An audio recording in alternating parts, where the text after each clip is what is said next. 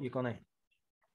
Okay, so that's just to let everybody know that we're now recording this, so that like there'll be a lot of people who won't get to see it this evening. So we'll send a link out to people tomorrow.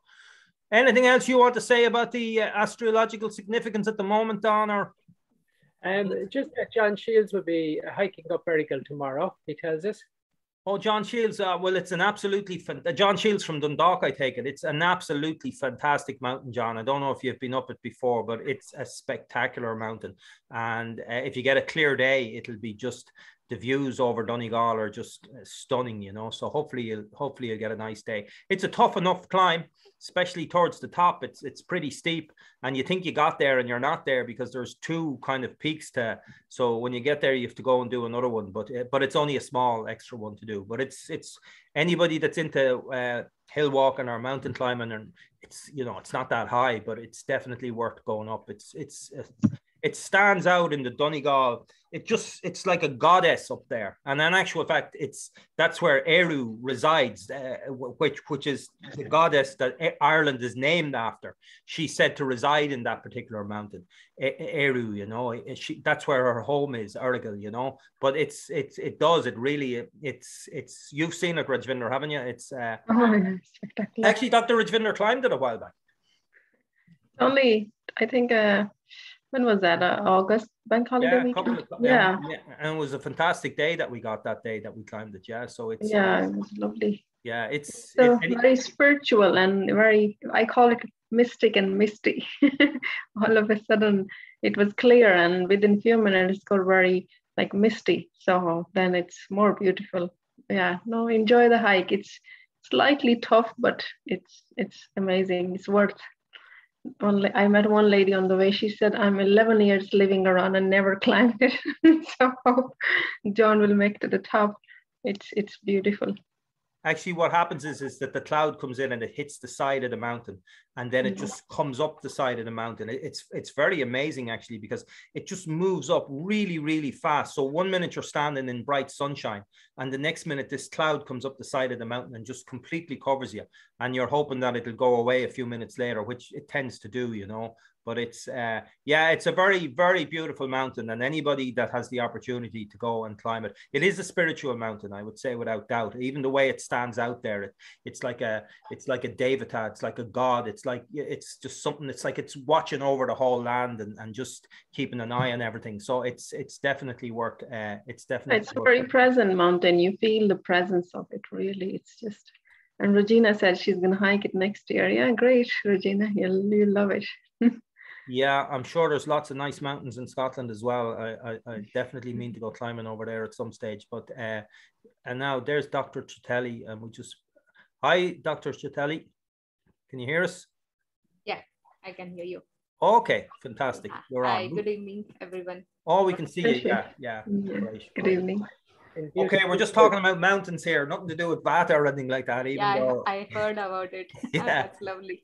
Yeah, so you're new to Ireland, so if you get a chance to go up to Donegal, Donegal is a very special county, really. It's very different than a lot of the other counties, and it's very wild is one way of putting it, you know. So it's definitely worth taking a trip up there and definitely going to see Erratic at some stage as well. So anyway, let's see, what time are we? We are 19:38, so I think we'll get started. So this evening, can you please? Oh yeah, okay, that's grand. So this evening we're going to be talking about Vata, okay? This change of season, that we're going from the Pitta time into the Vata time, and each of the doctors is going to make a small presentation. We're not none of the presentations are going to be too long. And then what's going to happen after that is there'll be an opportunity for people to ask questions. I'm assuming most people on the call have done our 7-lesson course. So just as a matter of interest for myself, if you haven't done our 7-lesson course, could you please type the word no or haven't done it or something like that into the chat box, just so I get an idea of, you know, if there's very new people here that, okay, I can see Joan Clement hasn't done it and Michael O'Grady not finished and Helen. Okay, but that's only 3. So I think most people have, and there's 4, 5. Okay. Yeah. Okay, so I'm going to show you the link for that course. Everybody should do that course. It's a course you can watch in your own time, and it's a fantastic course, and it gives you a very strong foundation for Ayurveda. So I'll share the link for that course with you, and it's free as well, you know, and Amber isn't finished yet. So I'll share that link with you a bit later on. So Dr. Brennan, I think we'll get started. I think you're going to do the initial presentation. I think all of you know Dr. Brennan. He's a medical doctor. He's an Ayurvedic doctor. He's been practicing Ayurveda for over 30 years now. So he's really the inspiration behind the Ayurveda Center, and he's been responsible for the growth and overseeing Ayurveda in Ireland, as I say, for about the last 30 years. He also worked in the UK for many years, so a lot of our UK guests will know who he is. And he's the founding president of the Ayurvedic Practitioners Association in the UK. And I'm going to hand over to Don. So Don, you fire ahead and do your presentation. Will you allow me share screen now? I will, Don. Yeah, no problem. I'll just have that security thing to... Okay, so you should be able to share your screen now. Great, thank you very much. So you see this? Yeah, your screen, it's up there. You can probably make it bigger, but it's there. Right. Perfect. That's perfect. Wonderful. So we're talking about Ayurvedic tips for the coming season. And just as an overview, we're talking about, first of all, the significance of rest and activity. And that significance is so obvious in some senses. Those of you who do transcendental meditation notice the significance of the profound rest, which integrates with your activity to leave you more settled, integrated through the day, more energized. In the same way, all of us are aware of a good night's sleep creates that momentum for activity for the next day, and how as a natural cycle it's so profound and so refreshing. Well, there is another cycle of rest and activity that we don't attend to, and that's why we must have this talk, and hopefully everybody can see the significance by the time we're finished of the phase of rest in the year. So in this phase, as Noel has been describing, you have the phase of sunlight decreasing now. And when you think about the sun and how it gives life and gives energy to everything on our planet, the reality of the sun diminishing in this phase of the year has to be very significant. And of course, this is the season of autumn, and autumn is the Vata season. So these things we want to dwell on for their significance and to guide us in going forward, how we actually handle this time of the year. So the whole concept of Agni is very profound in the whole tradition from which Ayurveda comes. Agni is the basis of the whole flow of life. And it is described profoundly in the Vedic literature of India, which is actually giving understanding to our experience as we evolve through becoming more enlightened, which means expressing more and more of an innate potential, which lies at the depth of our mind, the field of consciousness. And Ayurveda understands that that field, the basis of our life, is something we all have in common. It's a field at the basis of all our lives, but more than that, it's the field at the basis of the whole universe. And the Vedic literature describes how that field reverberating within itself starts to, in a very sequential, orderly fashion, manifest from the most profound level to all subsequent, more superficial level, to the gross physical universe. And the same processes are happening in us. And these processes of transformation of consciousness to material form is called Agni. And in reference to modern science, then there's the very first of the whole unfoldment of the literature subsequent to the descriptions of consciousness start with Shiksha, a traditional literature, and Maharishi, who brought out TM, in commentary with a very profound quantum physicist describing what quantum field theories are now talking about, that was already described in that literature. But when it comes to the human physiology, the Vedic literature is Ayurveda. And Ayurveda is to do with all transformations in our mind bodies, in our life. But the indicator, if you like, of transformation on a universal basis for us on planet Earth is represented by the sun. And the sun has great significance in all traditions, really, but in particularly with reference to Noel's comments earlier on in the Irish great ancient culture. In the Celtic culture, basically, not just Irish. So in Ayurveda, Agni is describing the processes of digestion and metabolism, and the digestion takes food, transforms it, and the metabolism generates from that nourishment our whole tissues and our whole physiology. But if we just digest not just food, but all our life's experiences to give not just our body, but our thoughts and our feelings and our whole mind. So all of these processes of transformation are significant because they're all considered Agni in Ayurveda. It's interesting, the scientific research, doctors have known that certain diseases are more likely to occur in the winter months and can be more severe. But a recent study in Nature Communications from the University of Cambridge in England studied 16,000 people and showed that almost a quarter of gene expression varies according to the time of the year. And together with the altered genes, the immune cells, the composition of blood, the fat tissues change. One particular gene, very interestingly, is more active in the summer, and that one suppresses inflammation.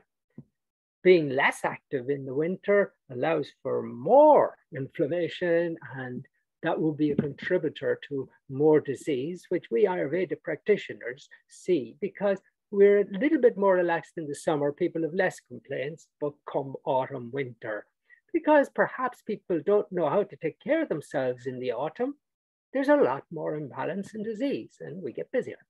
So the autumn, this is the time of the year for rest. That's fundamental. That is most important to pick up. Simple point from this talk, but rest. If you look at the trees, you see that the chlorophyll in the leaves is being withdrawn because the trees wish to conserve that for the following year. It's very precious. As it withdraws the green light reflecting chlorophyll, the leaves turn all these wonderful colors.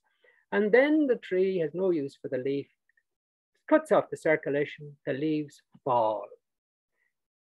Because the tree has gone to rest and it doesn't need energy from chlorophyll. Now, not just that, but of course, all the perennial plants go back to the roots, the hedgehog hibernates, the whole of nature has gone into rest. And what do we do? Well, unfortunately, kids go back to school, the roads fill up with commuting, the people take on new projects, new studies, and we become more active at the very time of the year when we should be taking more rest. So autumn is a time of rest. It's a time really for renewal after the busyness of the year, a time to retract and rest and replenish, and also to review the year that has been and the year to come. That's the time of the year for this. Now, it's a Vata season. Now, Vata, just to remind you, is associated with the sense of hearing and touch and with the elements space and air. The qualities are light, dry, cold, rough, subtle, mobile. Of course, because those qualities, when they're increased, Vata is increased. If we do a lot of excess travel, if we rush around the place under great stress, if we skip meals, if we have irregular routines, if we watch too much of these TV, radio, too much of the excitation of media, too much electromagnetic radiation, obviously the poor Vata is going out of balance. What we need to do, on the contrary, is have the opposite qualities of rest and routine and regularity and warmth and comfort. And that's what the autumn should be about. Regular hours, eating, sleeping, working, more emphasis on the meditation, the yoga, oil massage, and so forth. So if we think about the Vata season, my suggestions to you are strongly meditate, transcendental meditation, rest at night, at least 8 hours, 7 to 8 hours at the least. At meals, especially a good, substantial, relaxed lunch. At the weekend, take at least a day off to take life easy. For ladies in their menstrual cycle, the first day should be a day of rest. And if you're elder, or if you have a Vata imbalance, a little rest in the afternoon is very replenishing. So in the autumn season, the emphasis goes on meditation and rest and sesame oil massage. Sesame seed oil is the best substance for balanced Vata. And in massaging it, it's absorbed and it nourishes you and replenishes the tissues. And at the same time, balances, soothes, settles the Vata.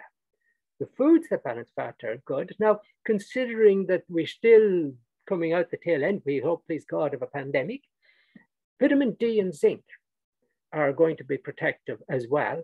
And the other thing that's very powerful for the immune system is rest. You have 40% more immune cells after a good night's sleep. If you don't have a good night's sleep, your immune system obviously drops. So rest is very important for immunity. Plus the oil massage is very helpful. It has that nourishing effect, that settling effect. But the food, the nourishment for your immunity, the TM is also good for your immune system. Another thing in the autumn is just being at ease, taking life easy, being in nature. It's wonderful. It just is natural, and the beauty of the trees almost calls you out to admire. So being in nature, being warm, and thinking about life. You see, when your Vata is balanced, your mind is very clear. And one of the reasons to balance your Vata in the autumn is because you're just finishing off another year. It's time to take stock, literally, because you're going to go into a new year. Where are you at in your life? What's your vision for your life?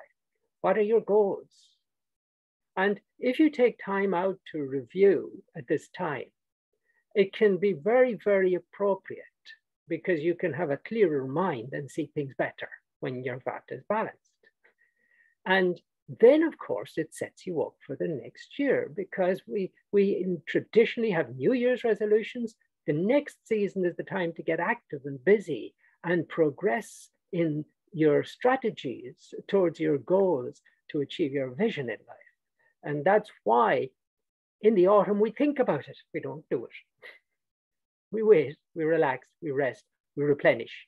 But then, like the whole of nature, we burst into spring with all our vitality and all our energy from the profound rest we've had in the autumn. And in that review, whenever I review, I think of what would I want to have done when I die. I would like, above all else, that there had been love in my life.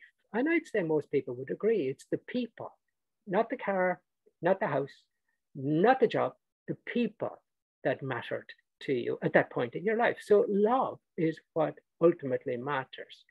And it's very interesting, actually, the scientific research, which is trying to get a grasp on such elusive things as love. In truth, there are moments of connection where something extraordinary happens between two people. Their gestures, their body language, their facial expressions reflect precisely. One is complete mimic or image of the other. But that's reflecting an internal alignment where the same brain structures are alive and active in this moment of total connection. And the hormones align. Oxytocin, which is our connecting hormone, our stay and play hormone, which creates more of a social aspect to our nature. But that hormone surges in both. And even the vagus, which is controlling all our internal processes and our involuntary activities, like our fine muscles for hearing that tunes into the voice of the other person, the fine muscles in the face that give the smile, and the vagus, which controls the heart, align. And it's a fascinating reality where the two physiologies are, even the scientists are saying, in one mode, in one. Now, this is fascinating because how could that be achieved? That could be achieved through a momentary connection with their source, because consciousness is the source of each of us. And when we connect on such a profound level, our physiologies resonate in harmony. And so I'm saying this because this is the time of the year where we ought to withdraw and review, because the more moments of love, the more moments of profound connection that we have in our life, the more mentally and physically healthier we are, the more resilient we become, the happier we become. And so we want this in our lives, but because Maharishi, who brought out TM, made a comment once that all love flows to the self. And what is indicated in that comment is that when we actually transcend, we connect more profoundly in a relationship. So that regular exercise of transcendental meditation is something I feel that's very purposeful for the vision of a full and a fulfilled life. In Ayurveda, there was these terms, hita, what you do for the good and benefit of the life of others, or for the happiness of others, that's very significant. And shuka, doing what is good for your individual physiology and others to keep healthy and blissful. Because I feel strongly that we need to address our positive health. In the autumn, maybe in November, I'm going to do 3 talks on positive mental health as opposed to focusing on depression and anxiety, but actually how do we cultivate happiness in our life? How do we cultivate love? How do we cultivate wisdom? Because there's a lot of scientific research now has been done in the last 20, 30 years, and it gives validity and it gives great meaning to the Ayurvedic and the old Vedic traditional perspectives. So really we're after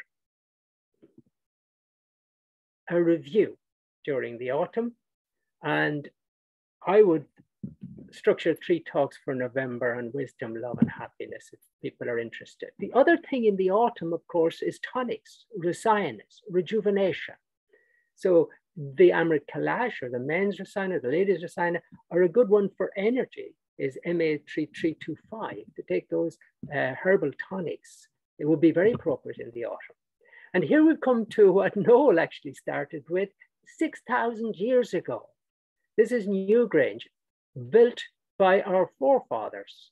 Now, Newgrange is not unique, but it is a very, very good example of the ancient structures. There are about 1,000 to 2,000 megalithic structures throughout Ireland. You'll find these structures in Wales, in Scotland, certainly in Orkney. There's a lovely example of one of these. In the Channel Islands in Jersey, there is one. In Sweden, in Belgium, in Netherlands, in Brittany, you find these structures. Now, the interesting thing I think here, and sorry about the photographs being a little squashed, I wanted to show you the door, which is behind the stone, with all these wonderful symbols. We don't know what they're about, but the door, the opening, above which there is that window. And that's the fascinating thing, that, 6,000 years ago, that these stones, some of which are weighing more than 20 tons, were brought from Wicklow, 50 miles away, to structure this so that the corridor behind that door would be at such an angle that when the light went through the window on the solstice for Newgrange, the 21st of December, at dawn, the central chamber would be lit up. But what Noel was talking about was the equinox. And a Carntee at Lough Crew, another of these ancient structures, there is exactly the same, but it's at the equinox that the light lights up the chamber at the back, and the whole structure massively constructed with a knowledge of this angle to catch that sunlight and light up this panel at the back, which is full of sun signals. And for 50 minutes, the sun lights it up, moving from top right to bottom left, lighting in turn various of these symbols. And what they mean, we don't know, but what this does indicate is that our forefathers and many, many traditions had a great emphasis on the sun and on these specific times of the year, not for agriculture alone, which is sometimes said, but for their own physiologies. And they would have had great celebrations to mark these occasions of change so that they would change their lives and live appropriate to the season. And in my reckoning, they would have been more restful as the light declined. They would have been naturally reviewing with families and friends, everything that settles Vata. And then New Year, from the solstice, the light is coming back. And then in that stage, we're going into winter, spring. That's the time to enact all your ambitions, your visions, your goals. And now's the time to plot and plan. And now is the time to meditate. So I'll hand back to Noel.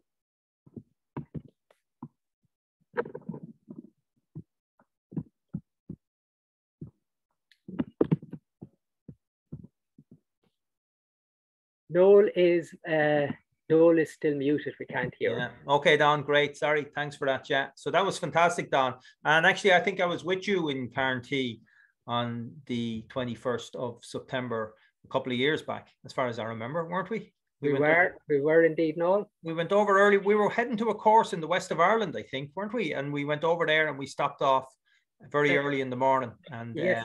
and then kept on going. Yeah. Okay, that was fantastic, Don. And there's some interesting comments from same in Abu Simbel at the tomb of, hang on, I just can't see that, at the tomb of Ranmesel. Only at the solstice, the inner chamber is being hit by the sun. Okay, that's from Jean-Pierre. Yeah, I'm not too sure exactly. I don't have too much knowledge about that, but it sounds, I'd say these things are all over the world. You know, they're certainly in Vedic culture, that's for sure. These particular days were celebrated, you know.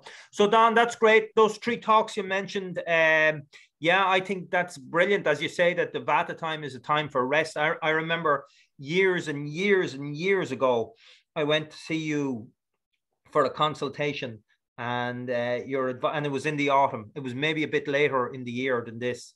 And you said to me, this is why I love Ayurveda. This is why I don't really bother so much with allopathic medicine, allopathic doctors, because you wouldn't get a prescription like this. You told me to skive off. You told me to skive off for a while, you know, don't do too much. And that was music to my ears, and just get lots and you obviously picked up tiredness in my pulse, you know, so and just get lots of rest, and then get myself ready for the winter, when you can launch yourself into your plans. So those 3 talks sound great. And yeah, if you keep me informed of the content of them, we'll do a big promotion on them later on in the year, you know. Okay, so that was fascinating what you covered in that about rest and about all of that in relation to Vata. So we're now going to go to Dr. Chertelli. I need to unmute you. Now, hi, Doctor. Can you talk? Yeah, hi. Oh, perfect. So this is Dr. Chertelli. I'm still getting used to the pronunciation. It took me about 5 years to pronounce Dr. Rajvinder correctly. Dr. Naheed wasn't so difficult, but Dr. Chertelli is still tripping me up a little bit. But Dr. Chertelli, as you all know, has just recently started working with us. She just recently came to Ireland, even though she's got great experience in Ayurveda. And she's actually living in the Dublin city centre, and she's now doing consultations, well, both online and in person, in Dublin city centre as well. So all her details are up on the website. She's a very, very experienced Vaidya, and she's going to do her presentation on the topic that we're talking about tonight, on Vata. So I'll hand over to you, Dr. Chertelli. Go ahead. Yeah. Thank you, Noel. And thank you, Dr. Brennan. It is always blissful to hear your talks. Yeah, those were soothing to our ears. Can you just enable me to share? Oh, yeah, perfect.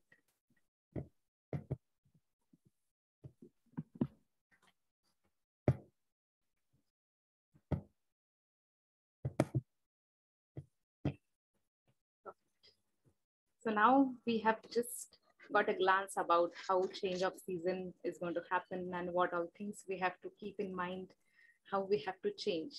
So during this change of season, there is one thing a bridge between the two seasons, and that is called as Ritu Sandhi. So the meaning of Ritu is season, and Sandhi is the junction or the meeting point. That is like a bridge between the summer season and the coming autumn and the winter season later. So this Ritu Sandhi is also called as the seasonal junction. So let's see what this Ritu Sandhi is. It's the junction between the two Ritus or the two seasons. It is a small period of meeting of two seasons. So the final few days of the previous season and the beginning few days of the upcoming seasons together constitute a Ritu Sandhi. So it is roughly a 14 days period, we can say, the 7 days from the previous season and the 7 days from the upcoming season, so that our body gradually tends to move into the new season.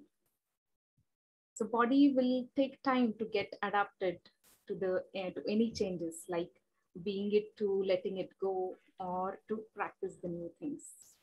So it is the period in which the body adapts itself to the stresses of the incoming seasons. Now let's see what one should do in Ritu Sandhi. What do you think? You can just type in your chat box. What do you think what one should do in the Ritu Sandhi? So it is like one should gradually, so I have stressed on the word gradually, start rejecting the practices of previous Ritu, and at the same time, one should gradually start practicing the upcoming season, whether it is a diet, a lifestyle, or a behavioral change. As we just learned, you have to rest well, change your diet and the lifestyle as well. So just looking forward to that. You have to be, can everyone see that? Yes. It is visible, right? Yeah. Yes. So we have to be careful with few things with upcoming season. The cold weather, which is going to aggravate the vata. So we are going to cover ourselves with the coats, and then even not only with the coats, but before that, you have to cover your skin with vat massaging oils. And then dry and cold foods, which you were liking to have during the summer seasons. And now gradually you have to move towards the warm or like oily kind of food substances. Then strenuous workout. So strenuous workout will increase more of vata in your body. So you have to gradually reduce what you were doing during the summers, slowly into the autumn season. Then irregularities and overthinking. So this is also going to affect vata, because vata is catabolic in action. It has more of movements. So you have to be regular with your diets, your lifestyles, and again, rest your mind well. Okay. Then about the erratic and cold conditions. So you have to be very careful, cover yourself with everything, like your jackets, your mufflers, your caps, everything.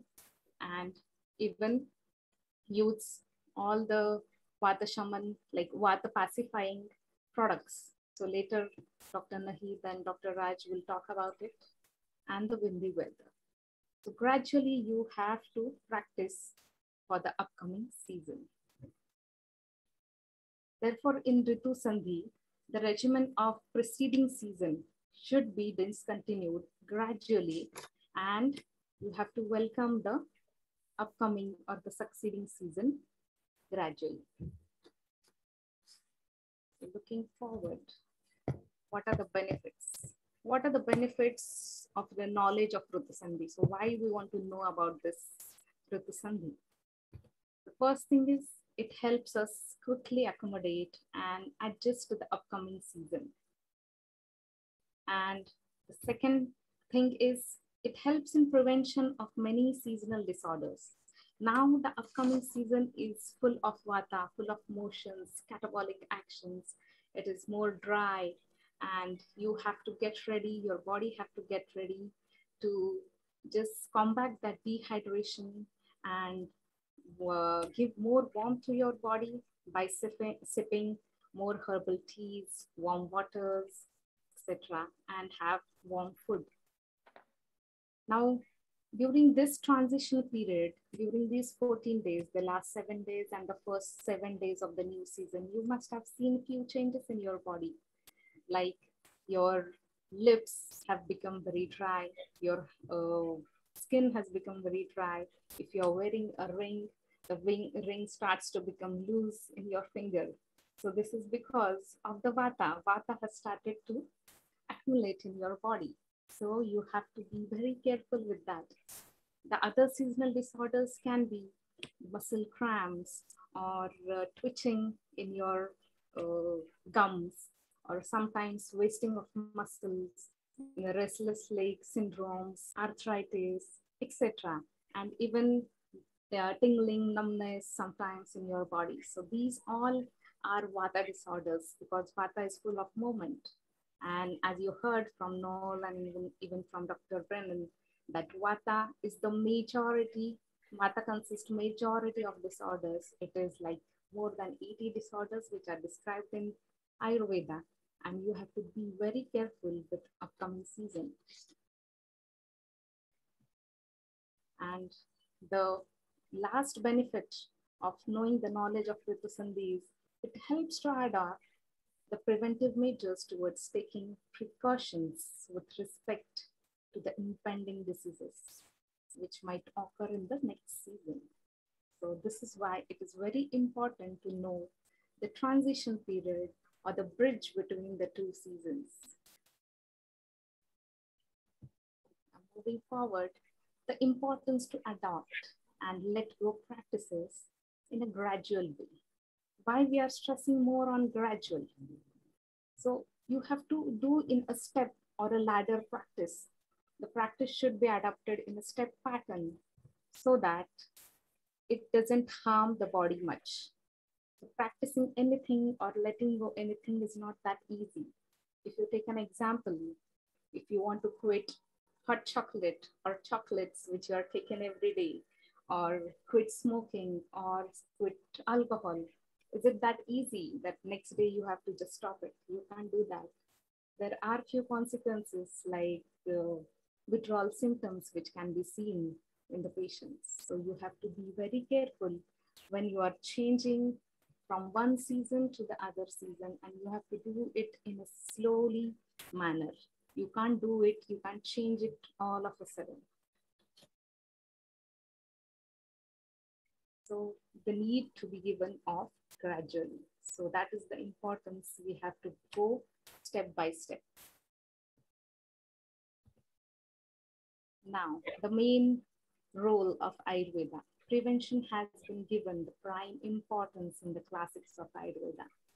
Like as Dinacharya, the Dinacharya is the daily regimen, and the Ritucharya. Here we are talking about the seasonal regimen.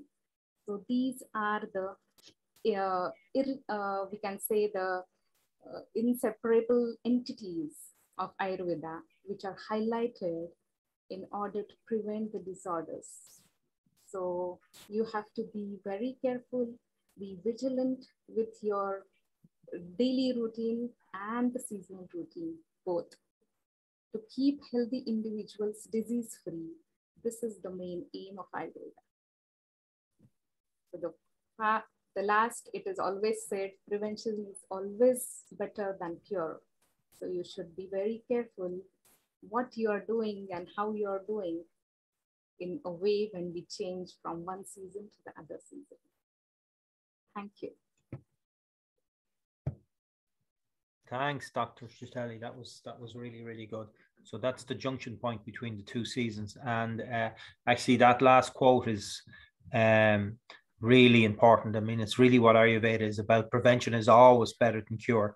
And we know from our previous lectures about the 6 stages of diseases that, you know, the earlier we can get in on the prevention, even if you've gone to stage 1, 2, or 3, it's always easier to reverse something than it is if it's gone to stage 6, 5, or 6. So the earlier we can get at it, the better. And it's interesting because, as I said at the start of the talk, it's not just that summer has ended and winter has begun, even though you can definitely feel a change now, because I mean, it's 8:15 now and it's completely dark outside, you know. So it's whereas a couple of weeks back I would have been still on the beach probably. So it's definitely changing. So, but it's not just an immediate thing, and it does take, as you say there, those 14 days that we do, that we begin to gradually make those changes, you know. So next, Dr. Naheed is going to talk a little bit more about the changes, about the Vata things that we need to do. So let me just unmute Dr. Naheed. Hi, Dr. Naheed. Hi, thank you, Noel. No problem. So you go ahead. I think everybody knows Dr. Naheed, but Dr. Naheed is Abhyanga. She's living down in Cork now. She had been back in India for quite a while, but we're really happy to have her back in Ireland again. So she's back in Cork, and she's very qualified and very experienced Vaidya. So you go ahead, Dr. Naheed, with your presentation. Thank you, Noel, and thank you, Dr. Gaun and Dr. Chatrali, for explaining the Ritu Sandhi, the junction, and giving an overview of the entire autumn and Vata season, Dr. Brennan. Thank you so much. I'll share my screen now. Can you see that? Yep.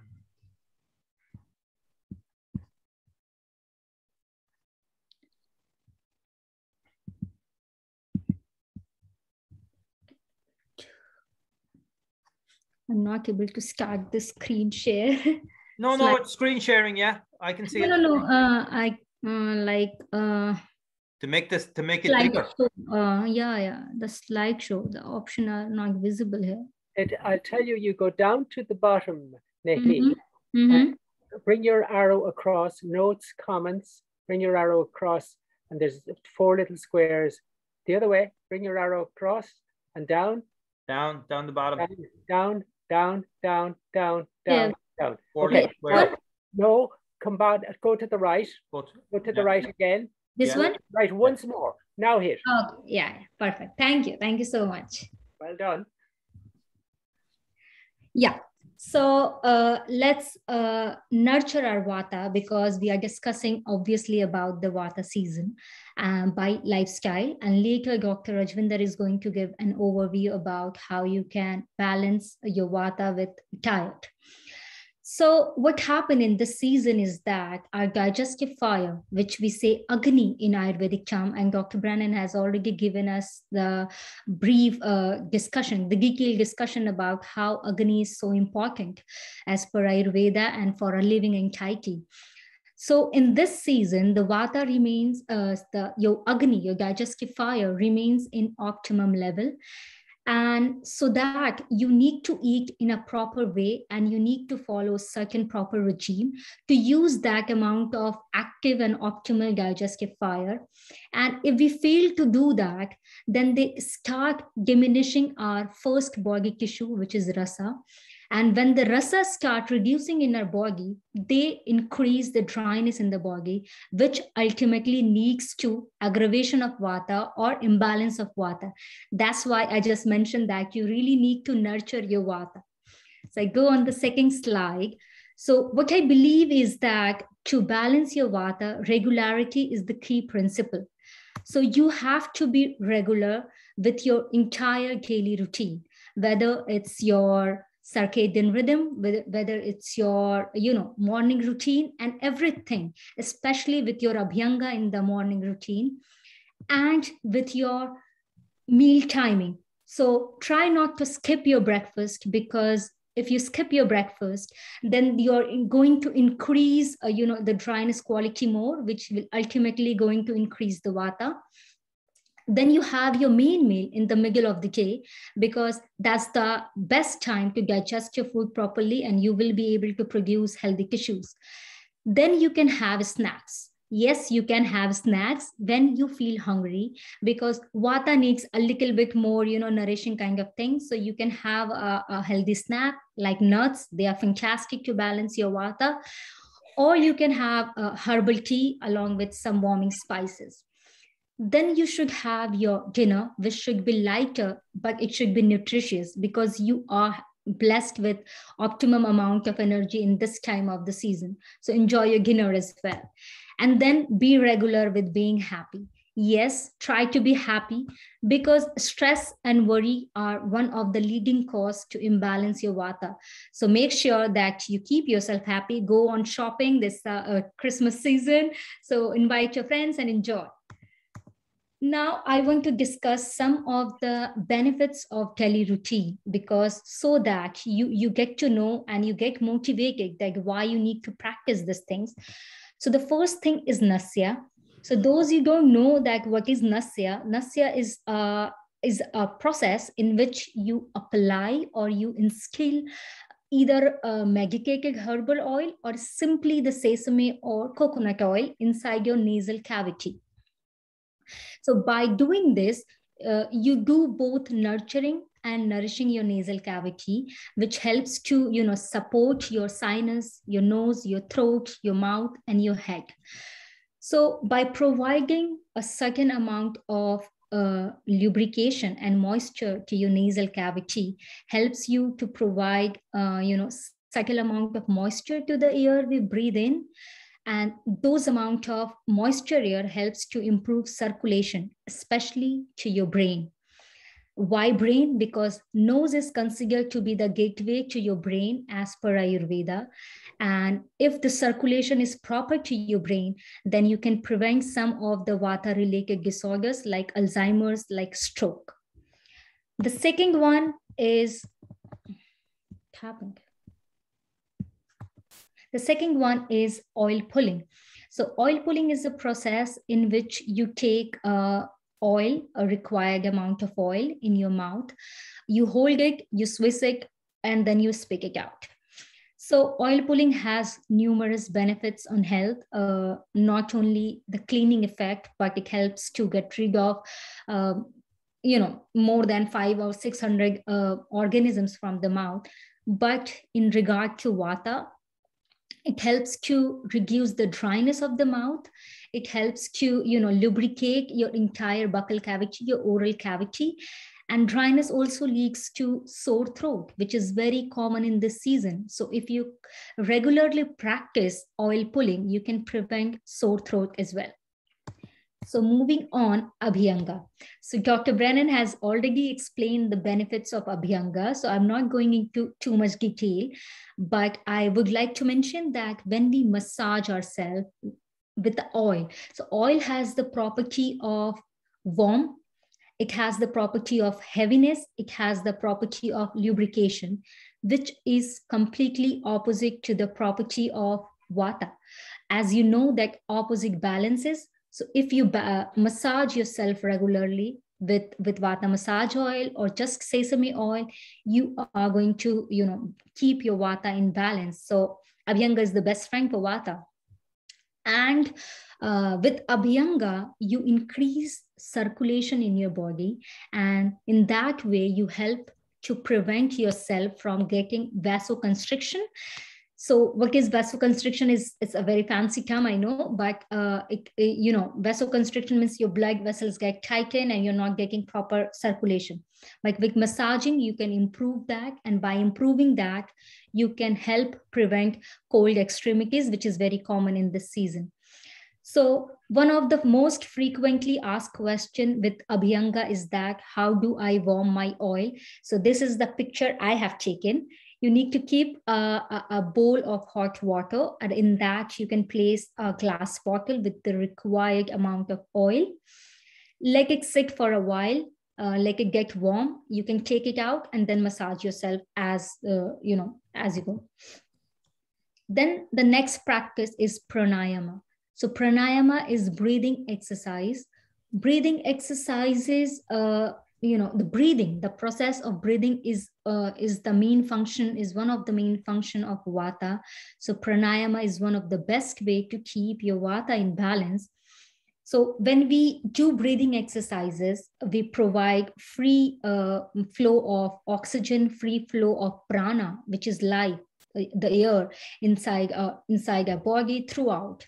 It also helps to increase circulation in our brain and the entire body, which helps to feel us more enlivened, and that helps to reduce anxiety, which is very common with vata imbalance.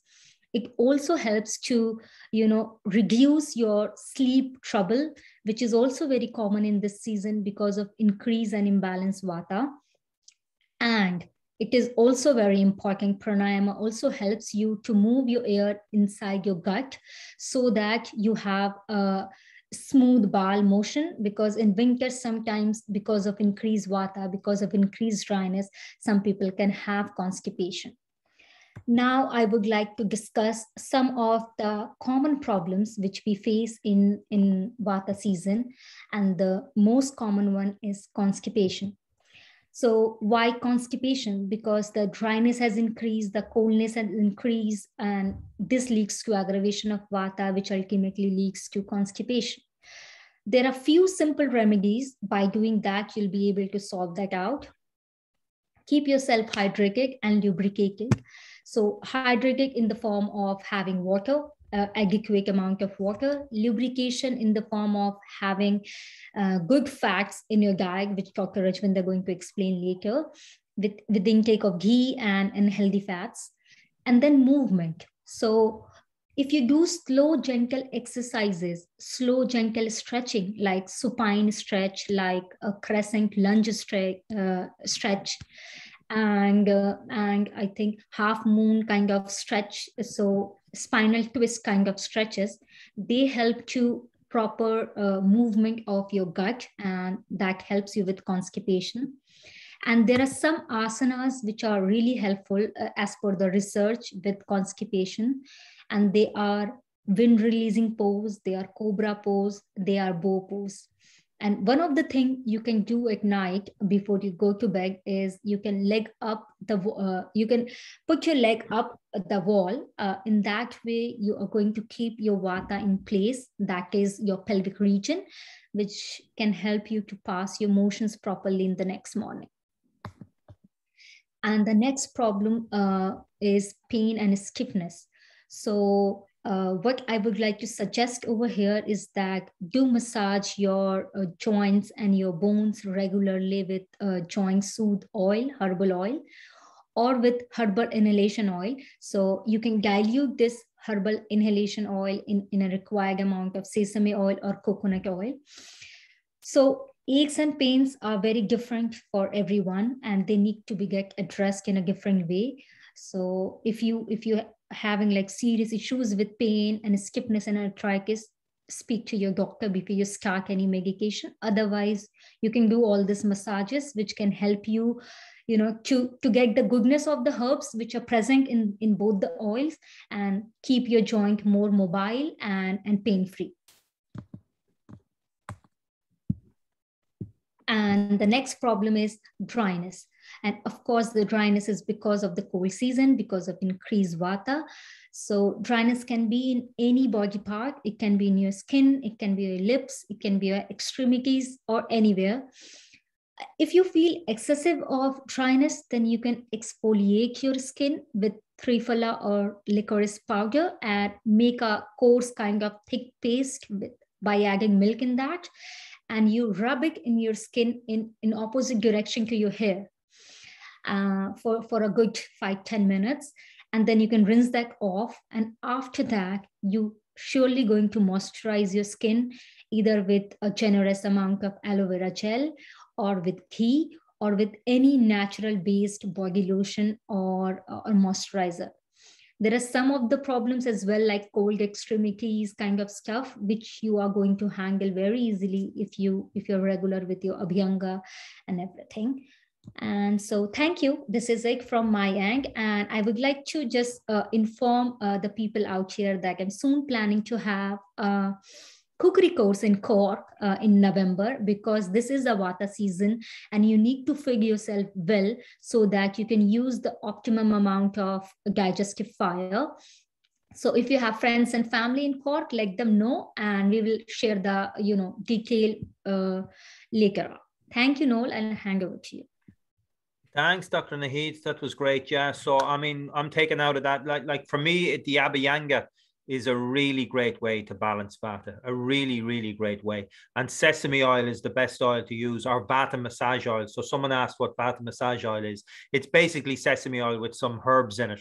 Lemongrass and things like that are good for balancing Vata. It's got a very, very, very nice smell off it. But, so do your Abhyanga, begin the process of doing your Abhyanga, and have your bathroom nice and warm in the morning time, and heat the oil, because it's Vata season. And this is particularly if you're a Vata person, you don't want to be getting cold. You don't want to be feeling cold. So have the bathroom warm, do the oil massage, then keep yourself warm, and then have your shower and wash the oil off. So Abhyanga is a great way, because Vata is drying and cold, and an Abhyanga is the exact opposite of that. It's moist and it's warm. So it's the exact opposite qualities. And, what do you want in the middle of the winter? Again, with the foods, it's great that you're doing that cookery course, because you don't want to be eating salads. You don't want to be eating raw foods. You don't want to be eating cold foods. You don't want to be eating leftover foods. You don't want to be eating processed foods. You want to be eating nice, warm, nourishing foods, nice, warm soups and things like that with very heating spices in them. So it's good that you're doing a course, and we'll keep everybody informed about that course, Dr. Naheed, for later on in down in Cork, Okay, so that's great. There are some questions coming in there on the chat. I saw a question that came in twice. Maybe we'll just take it before we go to Dr. Rajvinder. Intermittent fasting at this time of the year, I would think it depends on your body type, but I wouldn't think it's probably a great idea for most people. I don't know if anyone wants to take that. Dr. Brennan, do you want to take that, intermittent fasting? I think there's a few questions there that point to the reality that you have to take into consideration your nature. Yeah. If you're an incredibly kapha person with kapha problems, then an occasional day when you eat lightly or some intermittent fasting could be very beneficial even in this season. But as a general theme, these advices are relevant for the season. And I think, another is swimming. If someone is very, very pitta, they will like it. They will enjoy it even in the winter. But if I were to do that, I would get Raynaud's, which is Vata problem, as Noel witnessed, where the circulation stopped to my hands, to my fingers, because I was cold. So, for most people, swimming is a summer preoccupation. For a very, very pitta person, it may be their only way of keeping their pitta balanced. For them, then okay. Yeah, I mean, sea swimming's becoming incredibly popular. I love sea swimming myself. I mean, I don't tend to do it right throughout the winter. I'm very pitta, but I do have Vata in me as well. But for very pitta people, I can think of maybe Jack Lyons, that any of you know, that Jack from the TM Centre, he swims right throughout the winter out in Sea Point there, but he's very suited to it. But you can't stay in that long in the wintertime either. So you just have to be self-referral with all of this knowledge. It depends on your body type with all of this knowledge, So, okay, so we'll go over to Dr. Rajvinder now. So I think all of you know Dr. Rajvinder as well. She's been with the Ayurveda Centre since 2007. So I think we need to, Don, maybe there's a bit of noise coming in through in the background there. I'm not too sure. If anyone that's not speaking can just mute themselves. And so Dr. Raj, welcome along. You're looking lovely there in your lovely flowers. And so you're going to talk about foods this evening. So I think, among other things, so I'll hand over to you, Dr. Raj. You just fire ahead with your presentation. Thank you, everybody. Nice presentation. I don't know if there is much left for me, really. Everything is already spoken. So I'm trying to share my screen, and you're sharing it, but we're seeing your desktop. Yeah, me too. Why is that? I don't know. Click on to open up whatever it is you want to open. Okay, let me try that. Now? Yeah, now, yeah, that's it. Yeah. Oh, great. Happy looking leaves there. Dancing leaves, that's what the autumn is about. I just see the Mother Nature is dancing around this time of the year, and it's to change. So I always say if the weather is begin to shifting, so we should also be prepared for the shift and start changing our habits, the way we eat, the way we sleep, because in the summer we all spoil ourselves a little bit with going to bed late and meeting friends and just enjoy, and we go out of the routine a bit, and we could eat and drink more, so too much fun. So now the Mother Nature is starting to shift and the evenings are getting darker, which is an indication, go to bed early and eat your main meal.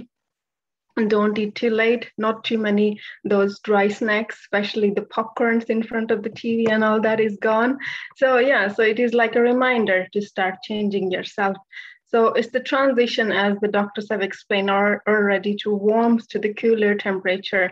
As Dr. Chitrali was saying, it is this Ritu Sandhi, which is like from a warmer summer and to a cooler, where day could be a bit warm and nights are more cooling.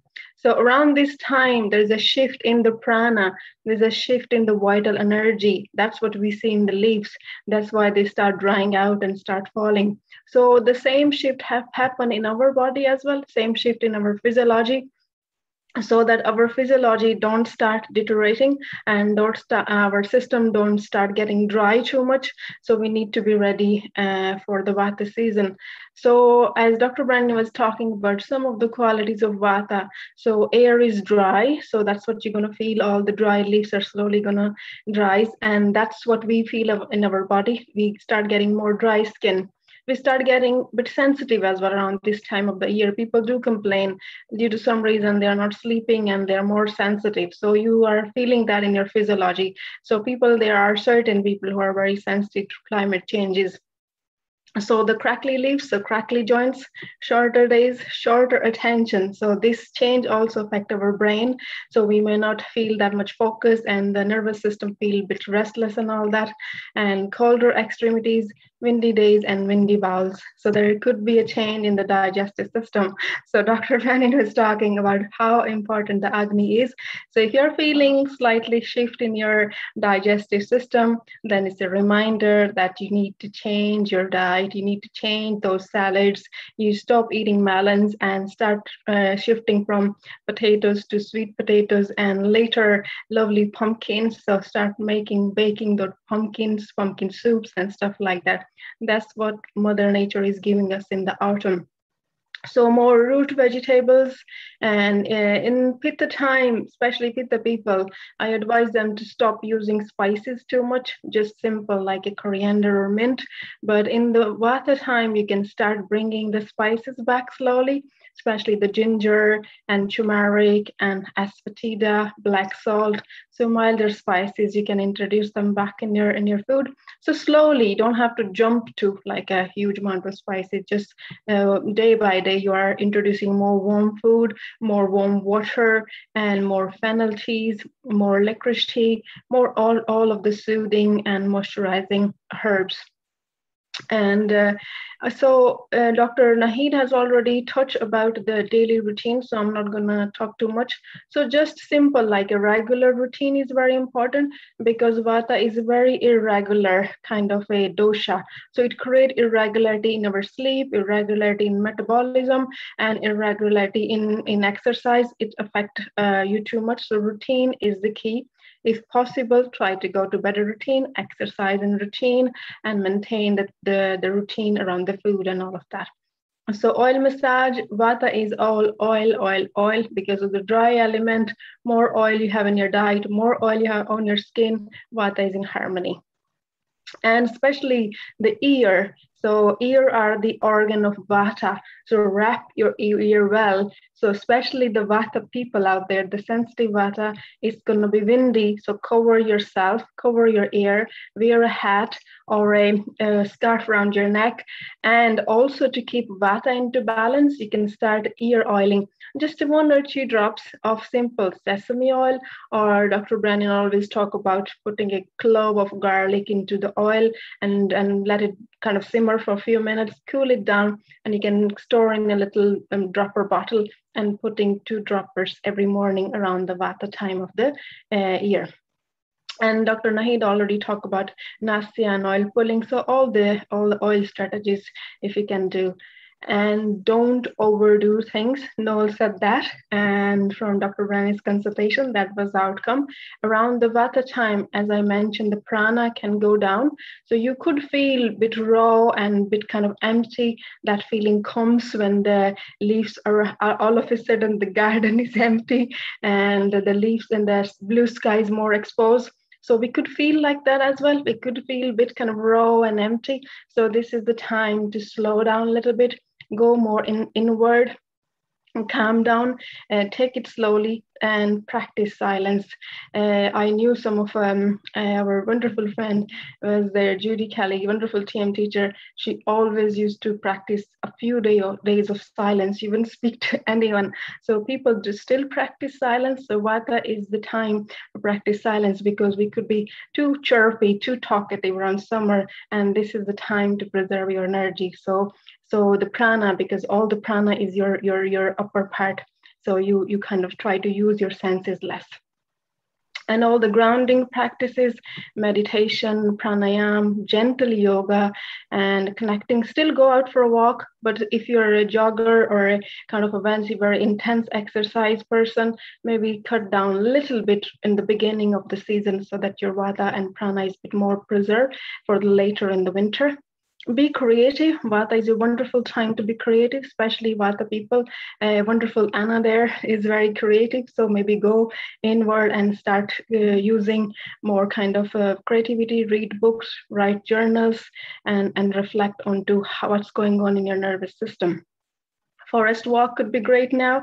So turning from sea to forest, and meditation, warm bath, and early to bed. Early to bed is very, very important. And Dr. Chatrali was saying, don't skip your meal and nourish yourself and love yourself more around this time of the year. So that's a bit about lifestyle. So again, the qualities of air: dry, so healthy fats in your diet; light, no light meals, no coffee, sandwich, proper substantial breakfast, lunch, and dinner as a Vata. So Vata do well with small and regular amount of food. So Vatas, keep food with you if you're going out, don't skip your meal. Avoid anything cold now, cold salads, cold drinks, cold water. Try to kind of slowly shift from cold to warm. And the food which is cold in nature, so slowly less coriander, less mint, more warming parsley, rosemary, thyme, oregano, all warming herbs. And Vata is very mobile, so go more inward and slow down, less activity and routine. So healthy fats in the diet, seasonal vegetables, root vegetables are wonderful, sweet turnips, carrots, sweet potato, and all the butternut squash, all the pumpkins, they are wonderful in the season, going to be in the season now. You can start introducing a bit of more grounding foods like grains and beans. So they are wonderful for nourishment, for protein, and grounding meals. They provide more energy. And avoid stimulation, especially caffeine, alcohol. So cut back on those stimulating tea and coffees. And dry, cold food. Dry food means which is like oat cakes, rice cakes, or rye breads. And that could be very drying for Vata people. Hydrate well. Vata tend to not to drink too much. So do remember that you need to hydrate yourself. Besides your tea and coffee, you need to drink water and mild spices. So the more sweet fruits are going to be in the season. So from watermelon to we are shifting towards avocados, bananas, and pears, apples. All the lovely sweet fruits are going to be in the Vata time. So Vata favor 3 flavors, which is sweet, sour, and salty. Those 3 tastes are very grounding tastes. So that's what Vata season, in Vata season, we should have more sweet taste from sweet fruits, sweet grains, and any sweet vegetables. And small amount of jaggery and sweet taste is fine as well. And a bit of salt as well in your, if you're allowed, blood pressure and all that you need to consider, and a bit of sour. So these 3 tastes are heavy taste, grounding taste, and Vata people should favor those 3 tastes in your diet. And then for the herbal point of view, there are wonderful herbal tonics to strengthen your nervous system. You might be feeling a little bit of insomnia, so there are wonderful herbs, deep rest, and the tonics like Chyawanprash, ashwagandha. Of course, you need to talk to the doctor if you're taking ashwagandha, any of the herbs, if you are new to this. Bala is a wonderful strengthening herb for Vata people. Triphala is a great kind of tonic for your bowel. It's a rasina for the digestive system. Trikatu is a 3 spices warming herb to stimulate the digestion. And Haritaki is kind of a, I can say, wonderful kind of a herb, a tonic or a mother to Vata people. So Haritaki is another herb if the Triphala is too strong for you. There are many more herbs. I just kind of used very simple ones, which are probably safe to use. But sometimes ashwagandha is a adaptogenic herb. It need time to adapt to your system. So maybe you talk to someone before one of the Vaija before you take ashwagandha. And then this is the favorite time for Indian people, and I know for Irish as well, Halloween, and later on more festivals are coming. So autumn is actually, we have more festivals than in the other time of the year. So I just touch one or two. We just finished where the state that Dr. Chetrali is from, they did Ganesha, and Ganesha is the god to remove obstacles. So what they do, they bring Ganeshas in their house, and they offer food to Ganesha for particular couple of days, and then they all get together, eat food, and bring the Ganesha and put the Ganesha statue to the water.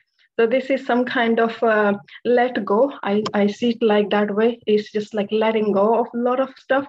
So this is the time of the year to let go. If you are a hoarder, maybe you start cleaning your house a little bit and let the room have more space, your house have more space for whatever the light can come in. And then another wonderful festival on the way is Navratri. Navratri means 9 days, auspicious, wonderful days of Mother Divine, or a gratitude to Mother Nature, because Mother Nature is giving a lot of food now around this time of the year. So for those 9 days, people eat very sattvic food. They don't eat any onion, garlic, or anything that is stimulating for those 9 days. And they try to go more meditation, and it's just to increase the purity, the sattvic quality of the mind, really. Those 9 days are practiced. And then later on, Diwali is going to come, which Diwali is like a victory of good over evil. So we can see like that. Maybe we try to have a victory over bad habits. We can see the autumn for that as the opportunity to do that as well. So in the autumn, we can aim to grow more spiritually. So you can practice chanting. You can do more pranayam, breathing exercise to enhance the prana. And you can play Gandharva music, because music is kind of wonderful to ear, and ear are the organ to balance Vata. So these could be the other practices that you can do in the evening time when the day is dark evening, and how you can soothe your nervous system. So just to sum up this, so autumn could be from a very empty, raw, exposed feeling. Don't see it like that. If you're very sensitive Vata, take it easy. You know what's happening. So you can see it as an opportunity to touch the core of your being and practice the simplicity. So Ayurveda suggests to not to Vata overwhelm you, not the Vata go out of balance. So you fill your Vata season with warmth. So warmth is very important. Start wearing warm clothes. Start covering yourself, more blankets in your bedroom. Oiliness inside out. Deep nourishment, so focus on your food. Loving relationships. Vata people are social animals, social people. So good relationship really nourish them mentally, emotionally.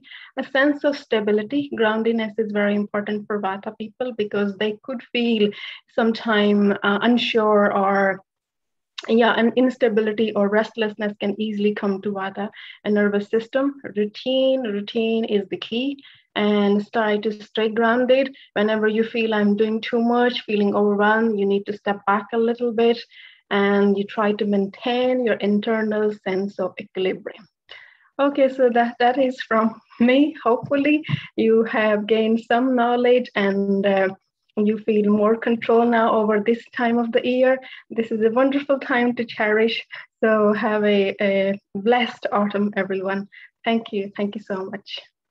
That's great, Dr. Miller. That was lovely. Really, really nice. And I think it just went back over a lot of the things that were said earlier on and just re-emphasized them. So it was really, really good. So everybody there, you can see the theme that's running through the whole thing: spirituality, minding yourself, taking it easy, staying warm, you know, nice warm foods, changing your habits, loving relationships, the Abhyanga, the nasal oil, all of these things. You can see that all those things that can balance Vata. And obviously it's all, people need to be self-referral. It depends on your nature. It's not going to be the same for a Kapha person as it is for a Vata person. So you be self-referral. Like if you're a very strong Kapha person and you don't want to have breakfast, then don't have breakfast. And if you take breakfast, but you're not hungry for your main meal in the middle of the day, then that's fine. But if you're a Vata person, you're going to find you're going to need breakfast. You're going to feel weak. So be very, very self-referral to it. But these qualities of Vata are just increasing and increasing and increasing in nature. So the more Vata you are, the more you're going to be affected by them, but everybody's going to be affected by them. So I see Dr. Brennan is looking to be unmuted.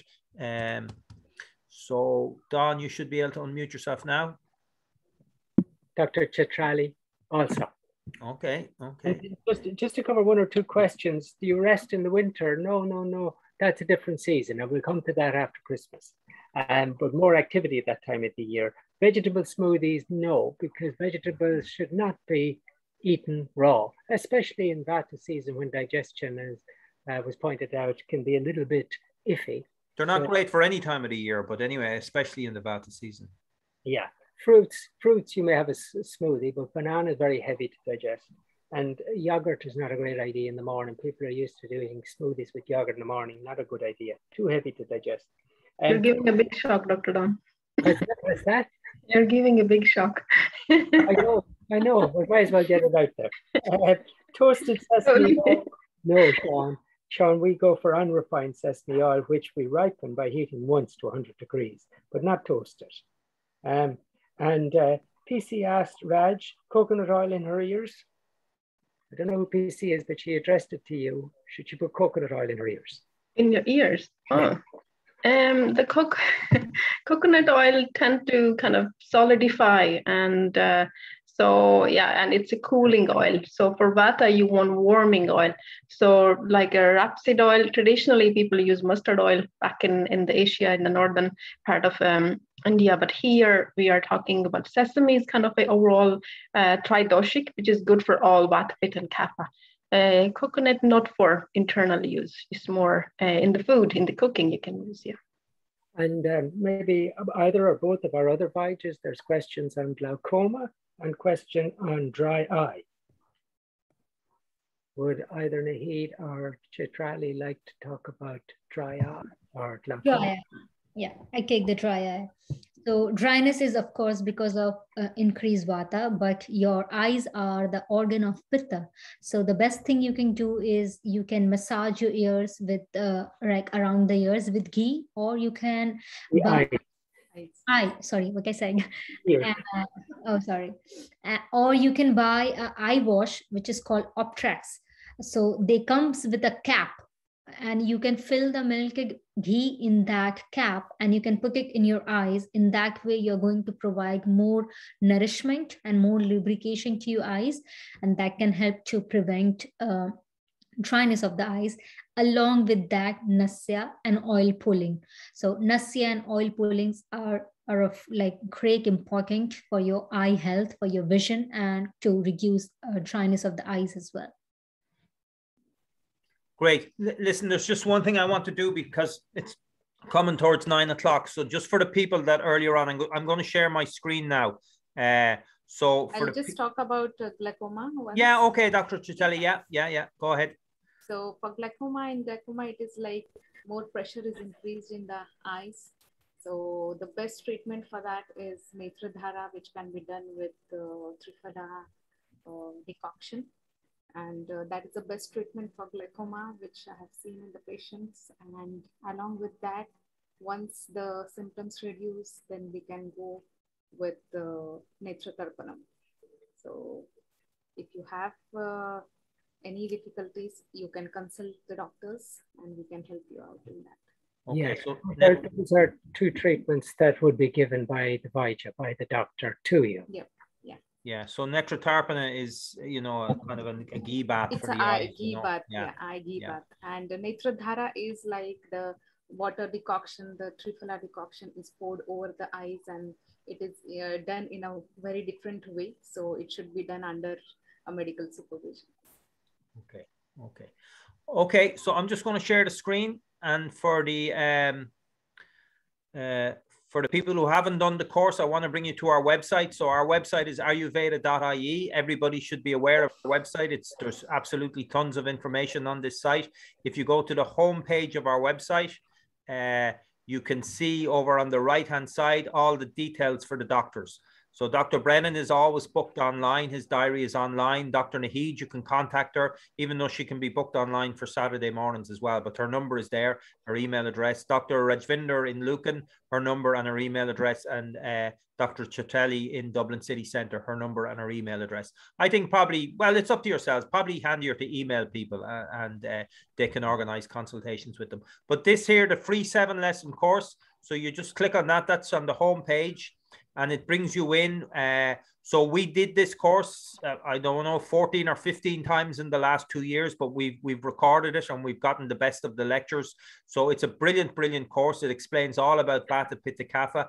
The sequence of the lectures is there: an introduction to Ayurveda, Vata, Pitta, Kapha, the rhythms of nature, digestion, and the 6 stages of disease. So in order to register for that course, you just click on the register now button. All we look for you off you is your email address, your first name and your last name. And then you subscribe. And then every week you'll get 2 lectures sent to you. And then over the space of 4 weeks, you'll have the entire course. And you can watch the lessons at your own time.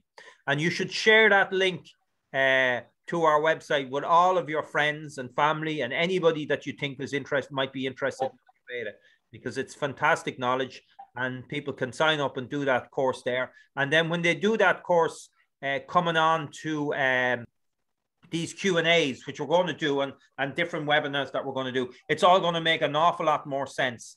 Because if you've just come on here tonight for the first time and you're hearing about Vata, you may have got a good concept about it. But if you've done that course, you already have a very, very deep understanding of what Vata is. Because an understanding of Vata, Pitta, and Kapha is essential to understanding what Ayurveda is, you know. So the other thing I want to talk about is for the people doing our detox, we're now doing our the Pitta season has come to an end, and we're now doing a Pitta detox, and it starts on this Friday. So for the people that have signed up for that, we'll have our first Zoom call tomorrow night, but everybody will be sent out the link for that anyway, okay? We're also, because the first one got booked out completely, we're also doing another one starting on the 15th of October. And there are still some spaces available on that, but it's essential that you look at the webinar that we did on the detox program. So you go to our YouTube channel or you send me an email. I'm sure you've already probably been sent the link for it, but if you haven't, send me an email and I'll send you a link to that video. And then if you feel that that detox is something that you like to do, well, then the one that's starting on the 15th of October, there's still space available on that. And then we will do another detox in the springtime, which again is back to the similar one we did last spring, the Kapha detox, you know. So that's fantastic. We're getting very close to 9 o'clock, and we always finish up at 9 o'clock because we might as well practice what we preach, because you know, it's the Vata season and we need to be getting to bed early and starting to wind down. Dr. Brennan probably has something that he wants to say there. I'm going to answer the questions. Somebody is in COVID recovery. Noel has a specially designed herbal for COVID available. He's just got from India. What is it? It's called Ayu Defense. We got a shipment of it in this morning. It's probably showing up on your screen there. I've managed to get it. It was brought out. It's a formulation that Maharishi Ayurveda put together because of COVID. It's not, we don't mention COVID on it or anything like that. It's an antiviral. It's an immune defense. And it's, I have it up on the website now. You can search for it under Ayu Defense, or MA1957 is the number, MA1957. And bring me up one for me walk tomorrow. Well, I want to have one in the house. Okay, and Dr. Naheed is we're going to make a little video on it, because Dr. Naheed is our expert on the herbals. So there's 19 different herbals in this.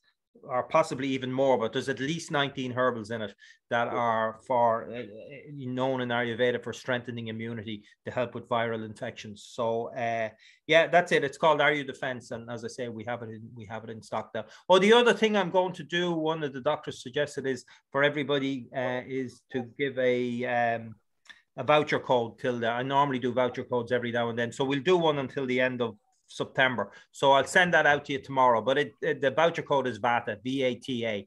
So a capital V, ATA, and you put that in. It's only available for online purchases, and it'll give you 20% discount off any of the herbal supplements or anything that you want to get. So that's VATA. But I'll send out a link to this video tomorrow so that people can review it and go back over it, you know.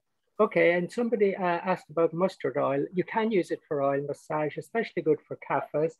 And of course, Anna Gary asked about a hot water bottle. Of course, it's most important. You must have your hot water bottle in the autumn and winter. And eye drops post-cataract surgery, please don't change. You've been given a prescription from your eye surgeon. Use those eye drops. They're the best you can use. In terms of Tomasic food, Anna Gary again, sure, you get away with a little Tomasic foods, Anna, you're so pure. But if you're actually purely on a spiritual path, you would avoid them. And extraordinarily profound about the season, and Mary, absolutely wonderful comment, because, you know, I'm thinking about the traditions here in Ireland, the fairies. You know, people were sitting at home telling stories, but it was all about the afterlife, about the dead and the living. And people would even walk into your home on All Saints' Night with a mask, and you wouldn't know who they were, and they'd sit by your fire quietly because doors were always open.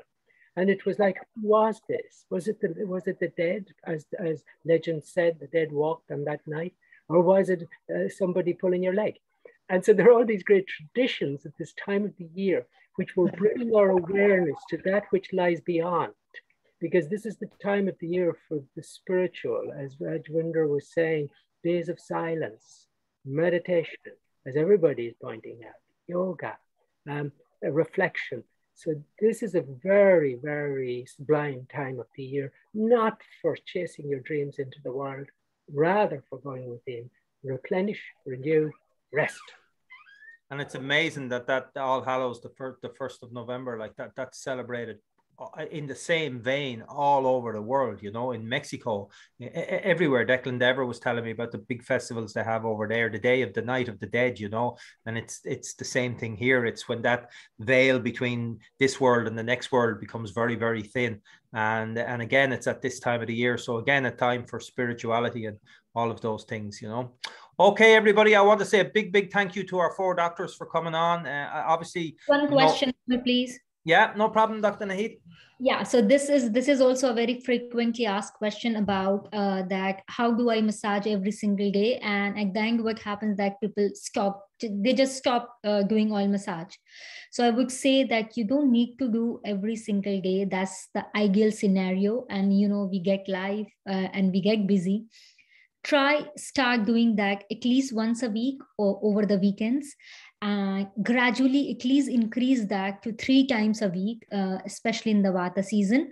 And even if you're busy to do the entire full body, then at least do that in your ears, in your nose, and in your feet. Thank you. Very good. Very good. Okay, so Dr. Brennan and myself are skiving off tomorrow and keeping in line with what Dr. Brennan said. We're actually going walk, and I think Dr. Rajvinder might be joining us as well, hopefully. So we're doing a walk along the Royal Canal.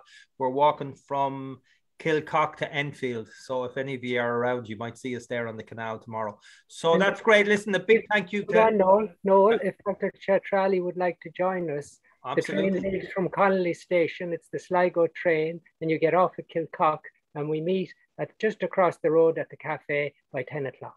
And I'd love to see you there. Yeah, sure. I'd love to join that. That will be 9 o'clock train to Sligo. We're leaving Connolly tomorrow, if you can make it.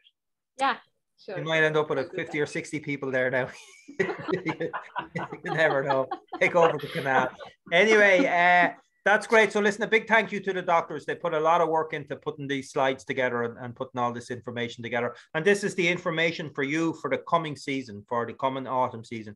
We will be back with you. We have more webinars. We have more different talks coming up. So we'll keep you informed of all of that. Be sure to add Noel at ayurveda.ie to your contacts. That way you get my emails. Otherwise, they could end up God knows where. So noel@ayurveda.ie. So a big thank you to everyone. Namaste. We've gone into the sun has passed over and it's now in the southern hemisphere. So our days are getting shorter and shorter. It happened at 8:21. Thanks to Paul Campbell for keeping us informed of that. So happy equinox to everybody. And we will see everybody. We'll see a lot of you tomorrow night, 7:30. The people doing the detox, look out for the Zoom link. If I haven't already sent it, I'll send it in the morning. And yeah, we'll talk to everybody soon. So thank you very much. Jai Guru Dev. Thank you. Good night. Bye, everybody. Good Bye-bye. night. Bye-bye. Thank you.